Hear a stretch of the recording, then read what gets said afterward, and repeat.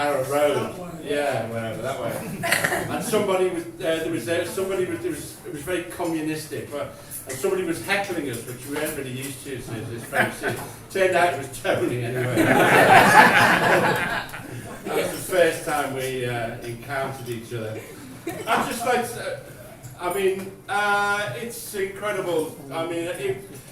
Me and Tony, obviously, we were at the, Tony came up with the name Alternative Cabaret, and we were at the dawn of something extraordinary, and it's a kind of unrepeatable experience that very few people are granted, I think, to be right at the very creation of an art form, and it was a delirious time to be alive, really, and we used to think about ideas. We used to spend all night talking about the kind of theory and what we were going to do. And one night I remember at Tony's flat, we had a long discussion, and it was about how, if a production company sent a limo for you, was it all right to accept it, or would you have to cycle there or walk there or wait for a demonstration to be passing by, which was fairly likely in those days, which would pass in the production company. So me and Tony, we stayed up all night arguing this point, consulted all the sacred texts, the Eagle Annual for 19...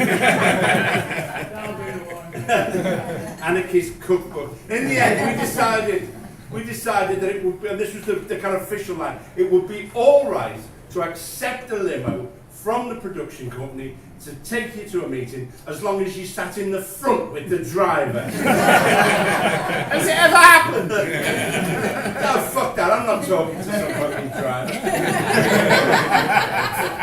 What you would do, you have to sit in front with the driver and have a discussion with him about Cuba. That was the official. Wrong, didn't they, about Cuba? Limo drivers. Anyway, that is my one of my many thousands of wonderful recollections of my time with Tony. So I'm glad you're here, and I'm very glad to be here as well. And the next act is What's Her Name?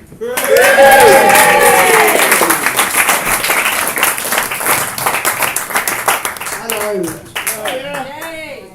I'm What's Her Name, but I grew up and I remember what my name was. I changed it to Nika because it sounded more sophisticated and grown up.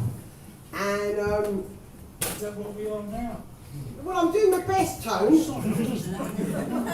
and look, he's made me forget to put my lights on. Look. Where's the? Oh look, I can't get the skirt light on. So yeah, those of you that know me as What's Her Name were one of the few people at Tony Allen's gigs in the 90s. And when I first met Tony, there was no such thing as an iPhone. Only rich people had computers, and I was a MILF. And you had to explain to the general public what a MILF was. Because it was before the World Wide Wank that they were all involved in. Now, well, we've come a long way, haven't we? I mean, these days, if you've got a Nokia 5210, it's practically an heirloom. There's such a thing as an antique computer, and I'm old and menopausal, and I can't fucking remember anything, which is why I've got it fucking written down. And he's sneering at me, look at him, he's sneering so heavily. But you know, we all get old. I'm not proud.